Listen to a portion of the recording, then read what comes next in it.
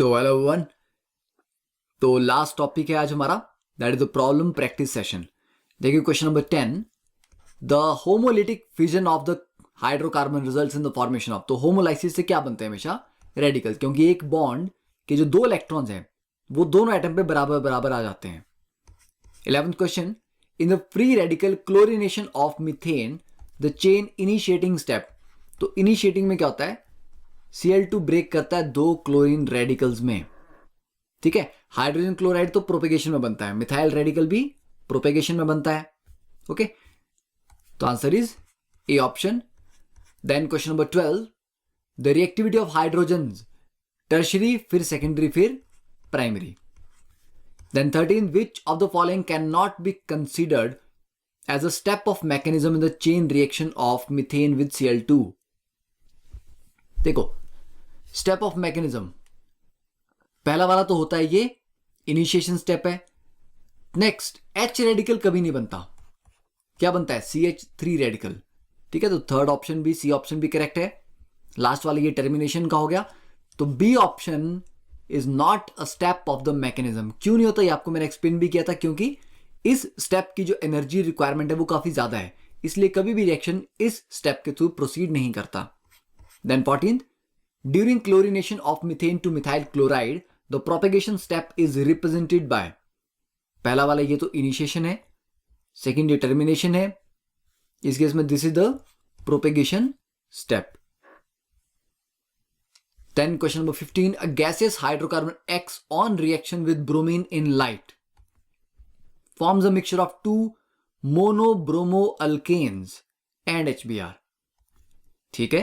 दो बनाता है मोनोब्रोमो। देखो, अब ए ऑप्शन है, एक ऑप्शन को हम सॉल्व करेंगे।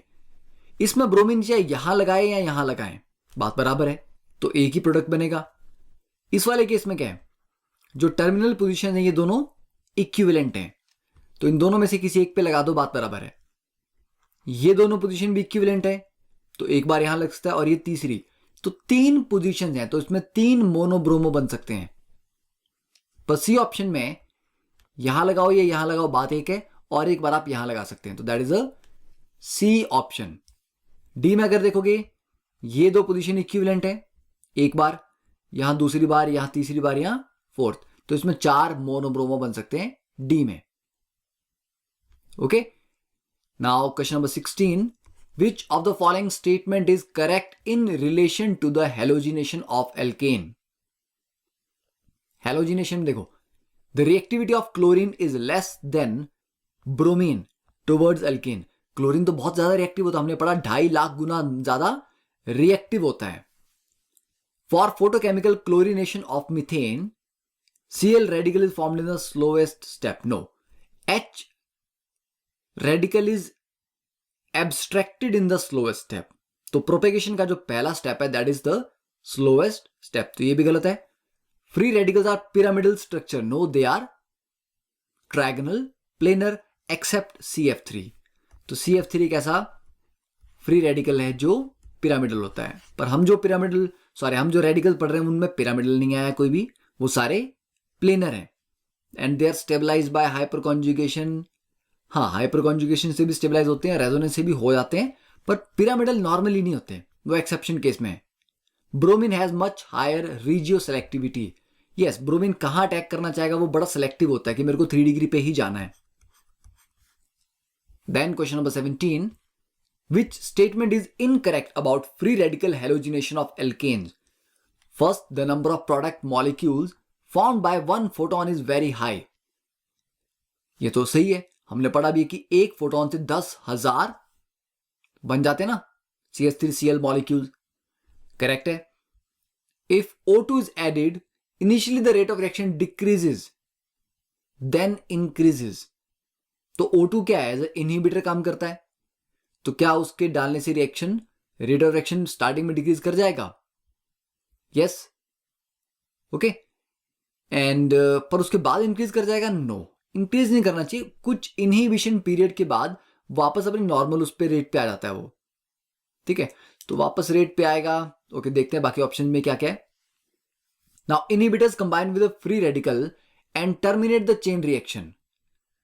तो inhibitors, yes, वो कंबाइन करते हैं फ्री रेडिकल के साथ। जैसे जब आपके पास जो CH3 रेडिकल है, जब आप O2 डालते हैं तो ये बनाता है CH3OO रेडिकल, और ये एक और CH3 रेडिकल से कंबाइन करके पेरोक्साइड बना देगा। तो ये वाला पार्ट तो क्लियर है। Inhibitors they combine with the free radical and terminate the chain reaction, सही है। Presence of this inhibits the free radical reaction, ये एज ए इनहिबिटर तो काम नहीं करता, ये तो इनिशिएटर काम करता है। तो ये तो क्लियरली रॉन्ग है, ठीक है, देख के तो ये होगा। इट मीन्स कि O2 के केस में जो पूछा गया है ये वाला पार्ट ठीक है, रेट ऑफ रिएक्शन डिक्रीजेस, वो इनहिबिशन पीरियड है। इनहिबिशन पीरियड के बाद रिएक्शन नॉर्मली आ जाता है। पर अगर हम उस वे में इसको सोचें कि क्योंकि वो एक चेन रिएक्शन है, तो चेन रिएक्शन धीरे धीरे तो स्पीड पकड़ता रहता है, तो ऑब्वियसली पहले स्लो हो गया था, फिर धीरे धीरे चेन फिर से स्टार्ट होगी तो रेट इंक्रीज करेगा। तो ये उस रेफरेंस में कहा गया है, ठीक है। तो जब भी डाउट लगे ना एक या दो ऑप्शन में से कि ये भी आंसर हो सकता है वो भी हो सकता है, तो फिर सारे ऑप्शन सोचो कि उसमें क्या क्या, हम कितना डिटेल में जा सकते हैं। Then question number 18, iodination of an alkane is carried out in the presence of. तो आयोडीनेशन में क्या बनता है, HI बनता है जो कि रिड्यूसिंग एजेंट है। उसको निकालने के लिए एक ऑक्सीडाइजिंग एजेंट हम डालते हैं, दैट इज HNO3 और HiO3। Then question number 19, identify the unknown compounds.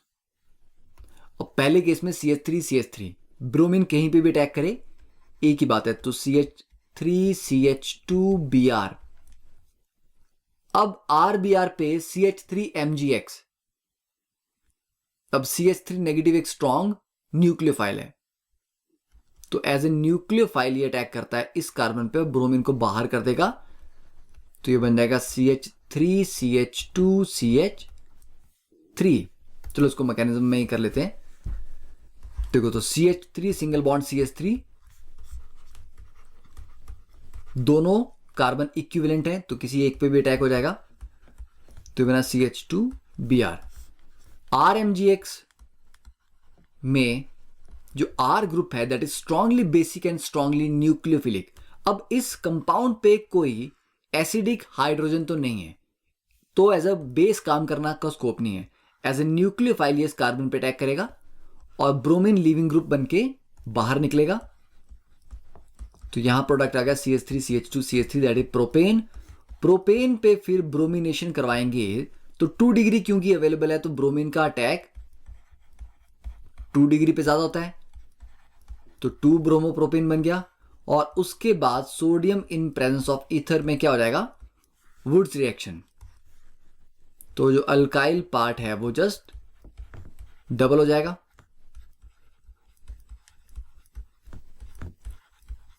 ठीक है, तो this is the answer for the first part. फिर देखते हैं सेकंड पार्ट में क्या है।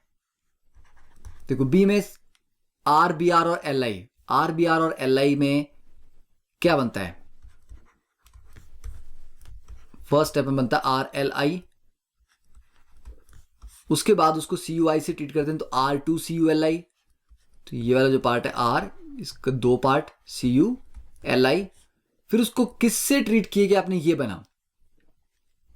देखो लास्ट वाले पार्ट में R2CuLi का जो R ग्रुप है, मींस ये वाला ग्रुप, ये लास्ट मॉलिक्यूल में होगा ये, तो ये वाला पार्ट तो R2CuLi से आ गया। इट मीन बाकी का जो मॉलिक्यूल था वो किसी अल्काइल हैलाइड का था, क्योंकि अल्काइल हैलाइड से ही ट्रीट करते हो आप, तो जो आपके अल्काइल हैलाइड आना चाहिए ये साइक्लिक रिंग, और इस पोजीशन पे आके ये अल्काइल लगा है, मतलब यहां पे कोई हेलोजन था, लेट अस से ब्रोमीन था, ठीक है, ब्रोमीन की जगह आयोडीन ले सकते हो, तो ये होना चाहिए। और उसके बाद फिर ब्रोमीन को हटा के वहां पे ये आइसोप्रोपाइल ग्रुप लग जाएगा। Now third one, C option, carboxylic acid NaOH के साथ फर्स्ट स्टेप में क्या होगा, सॉल्ट बनेगा, तो CH3CH2CH2COO नेगेटिव Na पॉजिटिव। फिर उसका इलेक्ट्रोलाइसिस कोल्ड इलेक्ट्रोलाइसिस है, तो CO2 तो निकल जाएगा एनोड पे जाके, और ये CH3CH2CH2 रेडिकल, तो 3 कार्बन में फिर वो रेडिकल आएगा, उसके वो चेन की लेंथ डबल होगी, तो 6 कार्बन का एल्केन बन गया फाइनली। फिर उसकी अगर आप ब्रोमिनेशन करते हैं तो ब्रोमीन कहाँ कहाँ लग सकती है? एक बार ब्रोमीन लगेगी, ये देखो ये तो 1 डिग्री है, ये चारों 2 डिग्री पोजीशन है, इनमें भी ये दो एक जैसे हैं और ये दो एक जैसे हैं, तो 2 डिग्री पे अटैक कंपैरेटिवली ज्यादा होता है। तो 2 डिग्री में एक बार यहां पे ब्रोमिनेशन करवा लो और एक बार इस पोजीशन पे ब्रोमिनेशन करवा लो, तो ये दो आपके प्रोडक्ट्स बन जाएंगे। ठीक है, तो दैट पार्ट इज डन। अब next is question number 20। An organic compound A जिसका मॉलिक्यूलर फॉर्मूला है C7H12O2। जब भी आपको मॉलिक्यूलर फॉर्मूला दिया हो पहले डिग्री ऑफ अनसैचुरेशन निकाल लो। तो डिग्री ऑफ अनसैचुरेशन देखो, ऑक्सीजन को तो कंसीडर करना ही नहीं है, 7 कार्बन है और हाइड्रोजन है 12। साथ में नॉर्मली कितनी चाहिए होती हैं? 2n + 2 दैट इज 7 × 2 14 + 2 16, 16 होनी चाहिए। कितनी है? 12, 4 कम है, तो 2 डिग्री ऑफ अनसैचुरेशन हो गया। मतलब 2 यहां पे या तो डबल बॉन्ड होंगे या एक ट्रिपल बॉन्ड होगा या एक रिंग हो सकता है, एक डबल बॉन्ड, इस तरह से कुछ पॉसिबिलिटी है ना। On heating with soda lime, अब सोडा लाइम के साथ किसको ट्रीट करते हो आप हमेशा? कार्बोक्सिलिक एसिड्स को। तो कार्बोक्सिलिक एसिड ये है क्योंकि 2 ऑक्सीजन है, तो दैट क्लियर्स के एक तो C double bond O group है, तो 1 डिग्री ऑफ अनसैचुरेशन तो ये आ गया। तो दूसरा डिग्री ऑफ अनसैचुरेशन या तो रिंग फॉर्म में होगा या फिर वो कार्बन डबल बॉन्ड कार्बन होना है। तो इट प्रोड्यूसेस B जिसका मॉलिक्यूलर फॉर्मूला है C6H12। ओके देखो, अब हमारे पास था RCOH, ये है C7H12O2, तो एक कार्बन और O2 तो निकल जाएंगे। तो सोडा लाइम के साथ डी कार्बोक्सिलेशन में CO2 उड़ गया और ये बच गया RH, दैट इज C6H12। तो वो जो डबल बॉन्ड था वो इसमें है, तो ये एक एल्कीन है या ये एक साइक्लोअल्केन भी हो सकता है। Now this on reduction with phosphorus and HI। अब साइक्लोअल्केन की रिडक्शन हो सकती है, यस हो सकती है, ठीक है। एंड साइक्लोअल्केन की रिडक्शन से क्या होता है? आपको ओपन चेन कंपाउंड मिल जाता है। Now A on reduction with phosphorus and HI, sorry B की रिडक्शन नहीं कर रहे हैं, हम A की कर रहे हैं। अच्छा, A की फॉस्फोरस और HI से रिडक्शन कर दी तो डायरेक्टली बन जाता है आपके पास RCH3। ये आ गया आपका C, ये A था, ये B है। C हैज 6 मेंबर्ड रिंग, तो RCH3 का फॉर्मूला है C7H14। तो यहां पर भी 1 डिग्री ऑफ अनसैचुरेशन है, तो या तो डबल बॉन्ड होना चाहिए या रिंग होना चाहिए, पर उन्होंने बोल दिया कि 6 मेंबर्ड रिंग है, तो ऑब्वियस बात है 6 मेंबर्ड रिंग है, 7th कार्बन क्या होगा? एज ए ब्रांच होगा, तो यही हो सकता है। On monobromination it can produce 5 structural isomers. अब देखो ये हमने बनाया C का स्ट्रक्चर, तो मोनोब्रोमिनेशन कहां हो सकती है? एक बार यहां अटैक हो सकता है, एक बार दूसरा यहां हो सकता है, ये 3 और ये वाला सेम है, ये 4 और ये 5, तो यस 5 स्ट्रक्चरल आइसोमर्स ही दे देगा। तो ये अगर आपका फाइनल कंपाउंड है RCH3, तो स्टार्टिंग में तो फिर ये जो एल्कीन थी, फिर एल्कीन भी क्या थी? ये साइक्लो, तो डेफिनेटली ये बना हमारे पास C6H12 और ये RCOH क्या था? तो A आ गया हमारा साइक्लोहेक्सेन कार्बोक्सिलिक एसिड, तो आ गया 2 डिग्री ऑफ अनसैचुरेशन और COH को रिड्यूस कर दे तो CH3 बन गया। तो सिंपल क्वेश्चन था, ज्यादा कॉम्प्लिकेटेड नहीं, बट इस तरह के क्वेश्चन करने से क्या होता है, आपको क्लैरिटी आती है कि A से B, B से C में क्या क्या पॉसिबिलिटीज हैं। तो सब्जेक्टिव क्वेश्चन करने चाहिए इस तरह के ऑर्गेनिक में। Then question number 21, which of the following will form cyclohexane on reaction with 2 moles of sodium in ether. तो सोडियम इन ईथर ये वुड्स रिएक्शन है, साइक्लोहेक्सेन बनाना है तो चेन डबल होती है, ये तो 2 कार्बन है, डबल होके 4 बनेंगे, नहीं हो सकता, ये ऑलरेडी 6 का 1 है, ऐसे दो रिंग कंबाइन करेंगे तो दो दो रिंग्स बन जाएंगे, नहीं हो सकता। इस रिंग में भी दो तरफ एक Cl एक Br, अगर दोनों उड़ गए तो ये बीच में से यहां और यहां से कंबाइन कर जाएगा, वो भी नहीं होगा। इसमें 1 2 3 4 5 6, यहां से Br जाएगा बाहर रेडिकल लेके, तो यहां रेडिकल बचेगा, Cl जाएगा बाहर और यहां एक रेडिकल बचेगा, ये दोनों कंबाइन करके एक बॉन्ड बना लेंगे, तो ये 6 कार्बन का रिंग बन जाएगा। That is answer is C. फिर क्वेश्चन नंबर 22, तो लिथियम से बना RLi, ठीक है, CuI से क्या बना R2CuLi, तो ये R ग्रुप हो गया, तो R2CuLi इज ये, तो फर्स्ट तो क्लियर है कंपाउंड X।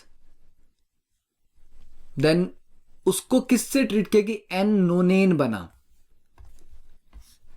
अब N नोनेन में कितने कार्बन होंगे 9 कार्बन, यहां से क्या आता है R ग्रुप आता है 2 कार्बन, तो अगले वाले में 7 होने चाहिए, तो Y आपका बेसिकली 7 कार्बन का हैलाइड होना चाहिए,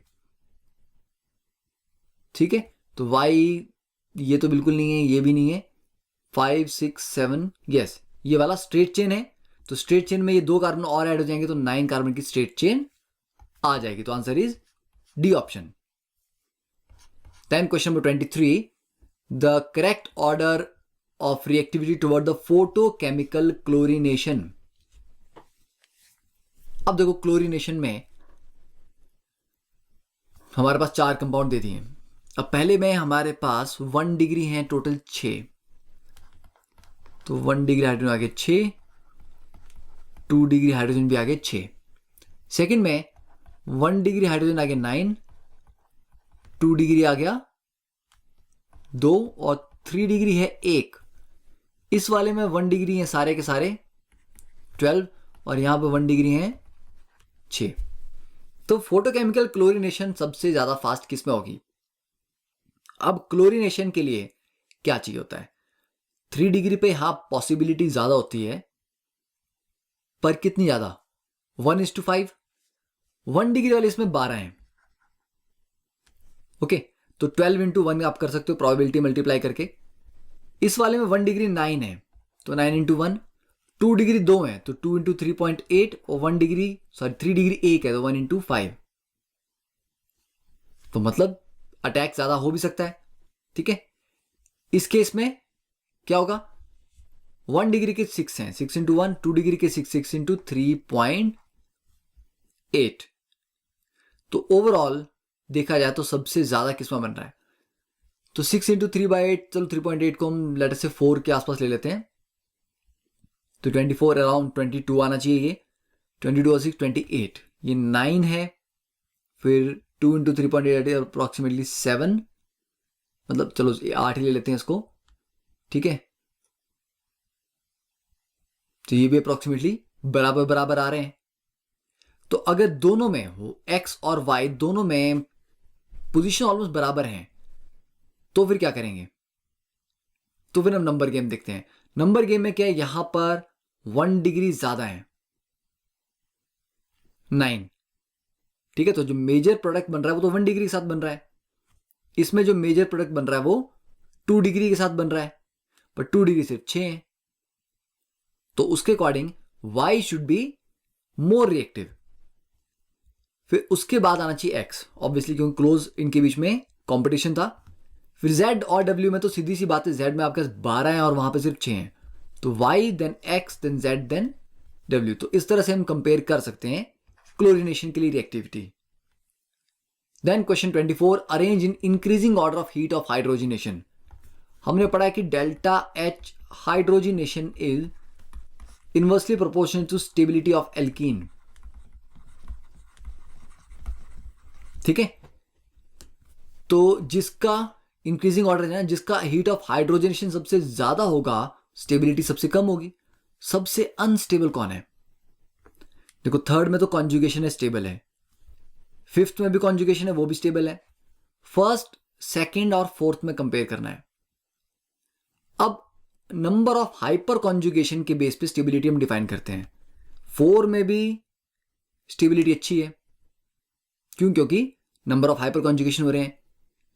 2 में नंबर ऑफ हाइपर कॉन्जुगेशन उतने ज्यादा नहीं है, और 1 में तो सबसे कम है क्योंकि नहीं, पर 1 इज कॉन्जुगेटेड डाइन। ओके, तो 1 भी नहीं, उसका आंसर 1, 1, 3 और 5 तो स्टेबल है। अब 2 और 4 में कंपेयर करना है, तो 2 और 4 में 2 के हाइपर कॉन्जुगेशन स्ट्रक्चर्स कम है, तो 2 सबसे अनस्टेबल है, तो 2 की हीट ऑफ हाइड्रोजनेशन सबसे ज्यादा।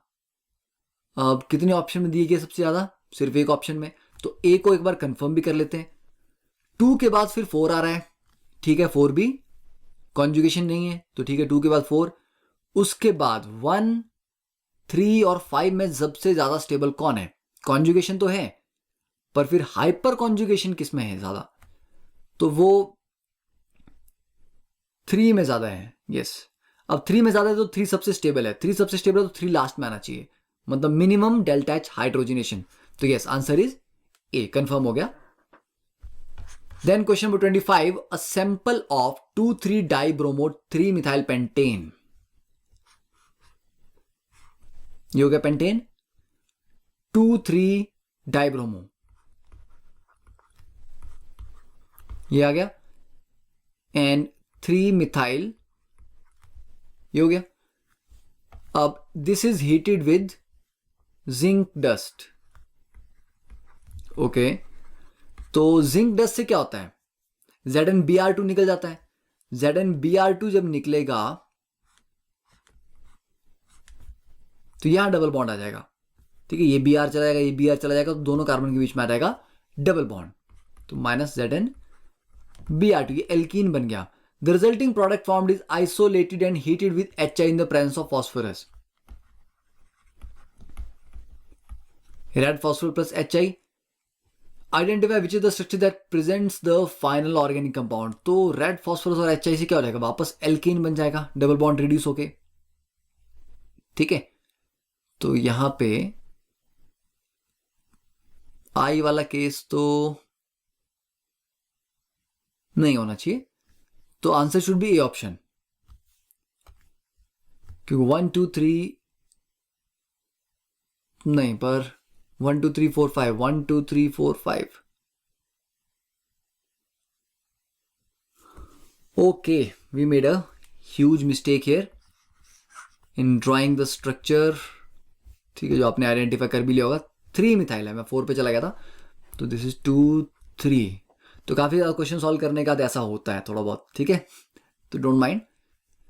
तो 3 पे मिथाइल है, ठीक है, जिंक डस्ट से निकाल दिया हमने, उसके बाद तो Br2 उड़ गया, यहां पे आ गया डबल बॉन्ड, और फिर रेड फॉस्फोरस प्लस HI से ट्रीट करेंगे तो एल्केन आना चाहिए इस तरह का। हाँ, सिर्फ HI से ट्रीट करते तब आयोडाइड बन सकते थे, तो इसमें 2 आंसर लग रहा है, that is A option. Then question number 26, now देखो, अब ये स्ट्रक्चर ड्रॉ करते IIT का क्वेश्चन है।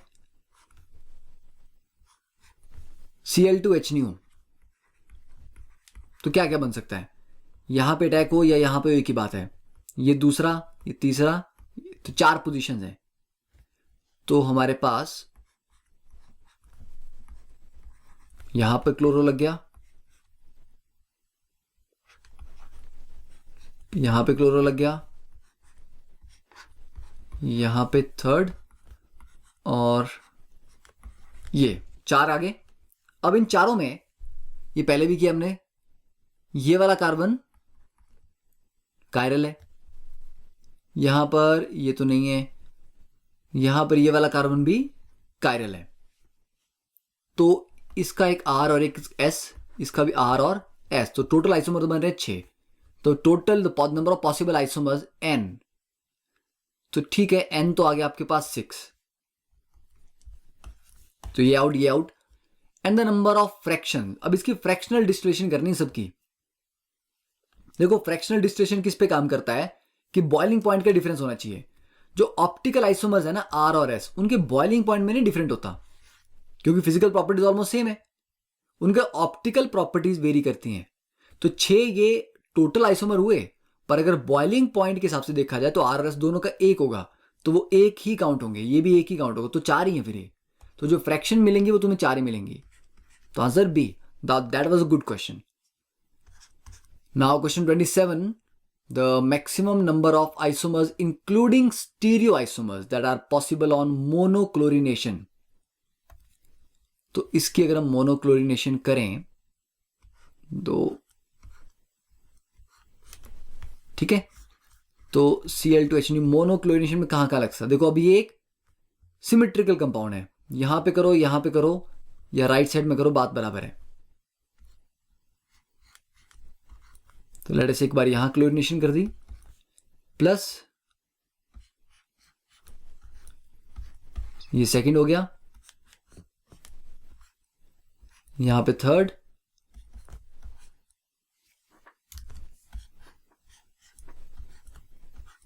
ये फोर्थ। ठीक है, आई थिंक इतना ही आना चाहिए। ये 1 पोजीशन, ये 2, ये 3 और ये 4, बस। अब इनमें स्टीरियो आइसोमर भी काउंट करने हैं।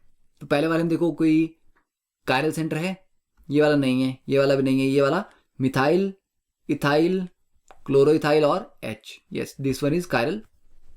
यहाँ पे मिथाइल, क्लोरो, H और ये पूरा, ये वाला भी कायरल है। इस वाले केस में ये दो ग्रुप सेम हो गए, नहीं है। इस वाले केस में ये दो ग्रुप सेम हो गए, ये भी नहीं है। तो ये R और S, इसका भी R और S, तो 2, 4, 6। तो टोटल यहां पर आइसोमर कितने आने चाहिए? बेसिकली 6 आने चाहिए। पर यहां पर एक पॉइंट और था, ये वाला कार्बन भी कायरल है। ओके, अब ये 2 कायरल सेंटर आ गए, तो 2⁻², दैट इज 4। तो इसमें क्या हो जाएगा, एक बार मान लो ये R दोनों हो गए, एक बार SR हो गए, एक बार RS और एक बार SS। तो ये आ गए इसके 4, 2, 6, 7, 8। तो total compound 8। Then question 28, 2 methyl butane on reacting with bromine. तो 2 मिथाइल ब्यूटेन ब्रोमीन, ऑब्वियसली बात है 3 डिग्री पे ही अटैक होगा, तो that is a major product. 2 methyl 2 bromo, तो 2 bromo 2 methyl butane, that is the third answer. So that completes the chapter alkane. Next we will be continuing with the alkenes and the alkynes. So see you in the next lesson. Thank you. Have a nice day.